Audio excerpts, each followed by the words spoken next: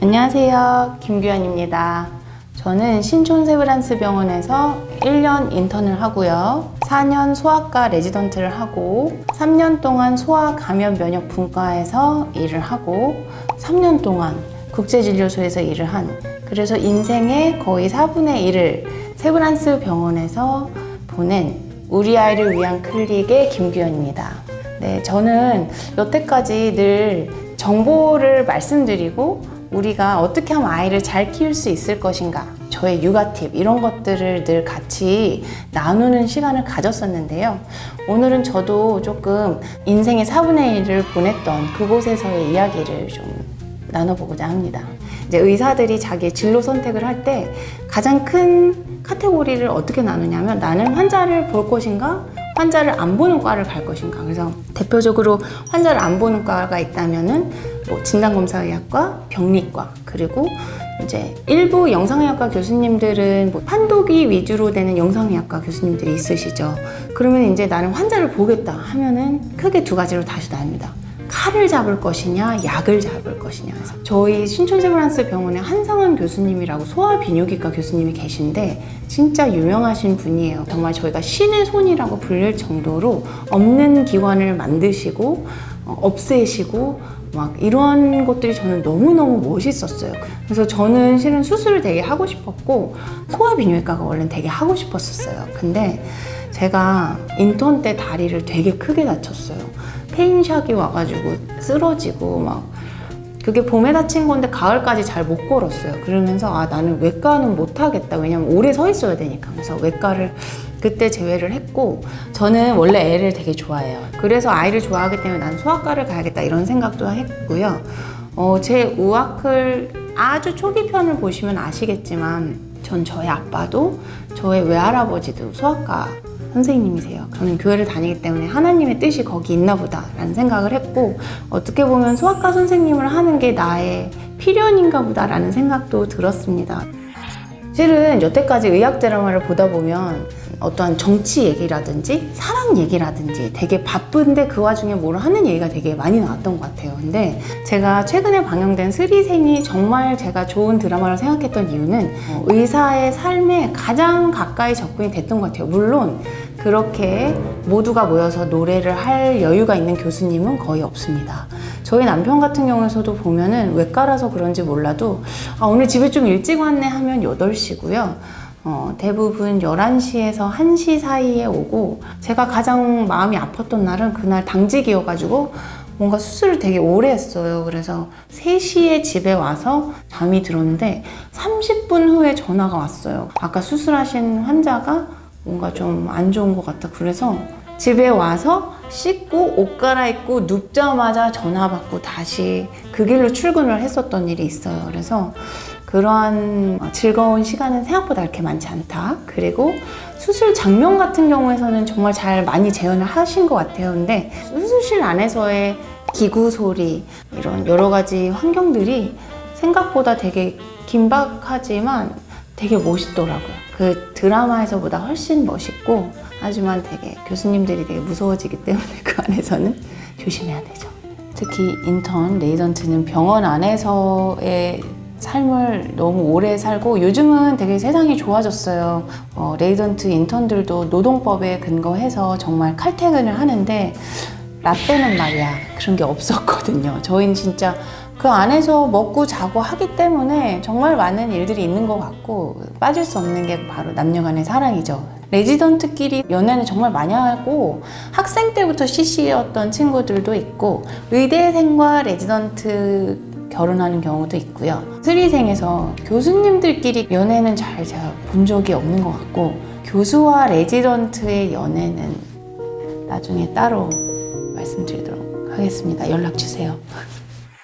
이런 얘기 있잖아요. 드라마에서도 나왔다고 하더라고요. 오늘 환자 없네? 그러면 이제 갑자기 관광버스가 사고가 나서 단체로 오는 그런 일이 벌어진다. 보통 저희가 과를 가면 갑자기 중환자가 늘어나고 사망진단서를 쓰는 일이 많아지고, 명단이 한 장으로 부족할 만큼 입원 환자가 쌓이고 이런 일들이 있는데, 보통 저희가 그걸 내공이 안 좋다라고 이야기를 하고, 환자도 상태가 좋고 사망도 별로 없고 이상하게 가면은 명단에 환자가 없고 이런 경우를 저희가 이제 내공이 좋다라고 이야기를 하는데 저는 내공이 굉장히 좋았고요. 저희 남편은 내공이 안 좋은 편이어가지고 아직까지도 당직 설 때 새벽에 전화가 되게 많이 와요.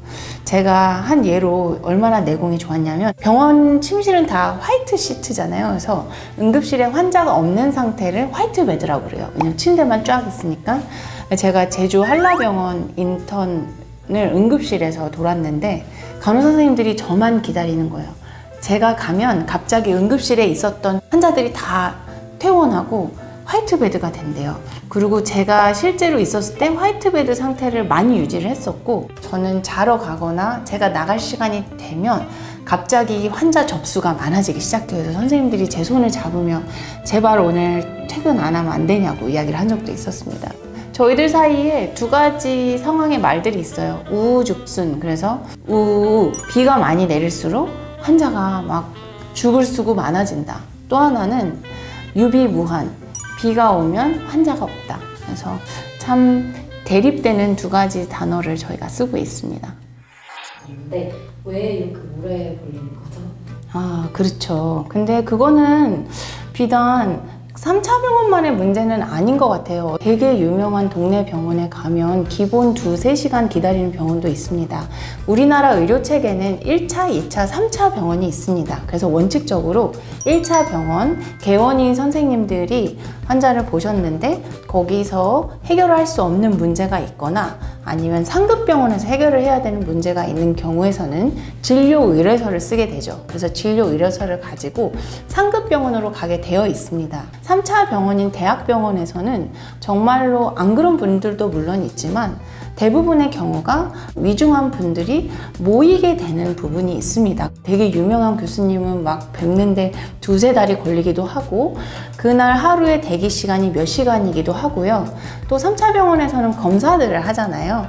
대부분 엑스레이를 찍으면 바로 결과가 나오기는 하지만 경우에 따라서는 판독을 받아야 되는 경우가 있을 수 있어요. 그런 경우에서는 저희가 또 판독을 하시는 교수님께 부탁을 해야 되고 또 어떤 피검사는 30분, 1시간 이렇게 안에 나오는 경우들도 있지만 2~3시간이 걸리는 피검사들도 있고 그렇기 때문에 검사 결과를 기다리느라고 순서가 밀리고 또 본 사람을 또 봐야 되고 하는 경우가 있기 때문에 당일의 시간도 밀리고 예약하기도 한참 힘들고 이런 부분이 있는 것 같습니다. 특히 전 소아과니까 소아성장 클리닉 이런 부분에서는 상대적으로 방학 때 굉장히 예약이 많이 몰리게 되죠. 3차 병원에 만약에 소아내분비과 성장 클리닉을 가셔야 된다. 저의 꿀팁은 계약이 하자마자 다음 방학에 예약을 미리 잡아두시면 아마 본인이 원하시는 요일과 시간을 조금 선택하실 수 있지 않을까라고 생각을 합니다. 가장 기억에 남는 환자 있어요? 제가 기억에 남는 환자들은 너무 많은데 가장 기억이 많이 나는 환자는 소아종양학과에서 이제 제가 레지던트를 할 때 1년 차였어요. 너무너무 힘들었는데 진짜 막 새벽 4시 반에 출근했거든요. 제가 막 머리도 산발이고 막 되게 피곤해 보였는지 어떤 남자 꼬맹이가 회진 끝나고 자기도 엄마랑 편의점에 바나나 우유를 사러 가는 거예요. 그래서 저한테 선생님 바나나 우유 사다 줄게요. 그러고 가는 거예요. 그래서 저는 그래? 그러고 그냥 제 일을 하고 정말 너무 졸려서 그 아이가 그 얘기를 한 거를 생각도 못하고 이제 저는 1년차 당직방에 가서 잠을 잤는데 제가 1시간 정도 잠이 들었다가 이제 간호사 선생님이 저한테 콜을 주신 거였더니 그 친구가 저를 기다리고 있다고 빨리 오라고. 그래서 제가 막 뛰어나갔어요. 그랬더니 보통 스테이션이라고 얘기하잖아요. 간호사 선생님, 의사들 처방하는 그 컴퓨터 있는 그 스테이션 앞에 그 바나나 우유를 이렇게 안고 조그만 애가 이렇게 주저앉아서 저를 기다리고 있는 거예요. 그래서 선생님 너무 미안해요 해서 받았는데 그게 미지근해요. 얘가 꼭 껴안고 있어가지고. 근데 안타깝게도 그 친구는 하늘나라를 갔어요. 그리고 최근까지도 가끔 그 엄마랑 카톡을 하는데 가끔 이제 바나나 우유를 볼 때마다 정말 그 친구가 생각이 나고 마음이 되게 찡합니다. 오늘 재미있으셨어요? 저는 현재는 제약회사에서 근무를 하고 있습니다. 저는 환자를 보고 만나고 병을 치료해주고 그거가 굉장히 좋았기 때문에 실은 내려놓는데 굉장히 많은 어려움도 있었지만 각각의 장단점이 있는 것 같아요. 아직은 계획이 없지만 언젠가 시간이 지나면 다시 고전적으로 생각하는 의사의 역할을 하고 싶은 마음이 있기는 하고요. 왜냐하면 아이들을 많이 보고 싶어서 그렇습니다. 누가 이렇게도 물어봐요. 다시 과거로 돌아가면 의사가 될 거냐? 네, 저는 의사가 될 거고요. 레지던트, 인턴 너무 힘든 시간들을 많이 겪었지만 그 힘든 시간은 너무 가치 있고, 왜 가치 있냐면 나로 인해서 많은 아이들이 병이 나을 수 있고, 아이들이 병이 나으면 가정이 회복돼요. 그리고 사회가 회복되는 거를 옆에서 너무 많이 봤기 때문에 후회하지 않고 후회하고 싶지도 않고 너무 자랑스럽게 제 직업을 생각하고 있습니다. 의사하면 되게 좋은 이미지도 많지만 돈만 밝힌다. 화살은 의사한테 많이 돌아가잖아요. 하지만 어떠한 단체든 안 좋은 일부의 사람도 있고 대부분의 좋은 사람들이 있다는 거 잊지 마시고요. 여러분들 곁에 있는 의사 선생님들은 저처럼 많은 이야기가 있고 또 스리생에서처럼 정말로 따뜻한 마음과 환자를 향한 고민이 있는 그런 선생님이다라는 생각으로 또 의료진을 대해주셨으면 좋겠어요. 요즘 상담 전화하면 사랑하는 우리 엄마가 상담을 기다리고 있다라고 얘기를 하잖아요. 사랑하는 누군가의 엄마, 아빠가 여러분들과 여러분들의 가족의 건강을 위해서 오늘도 열심히 일하고 있습니다. 오늘 내용이 좋아하셨다면 구독, 좋아요를 눌러주시고요. 저는 다음에 또 재밌는 이야기로 찾아뵙도록 하겠습니다. 감사합니다.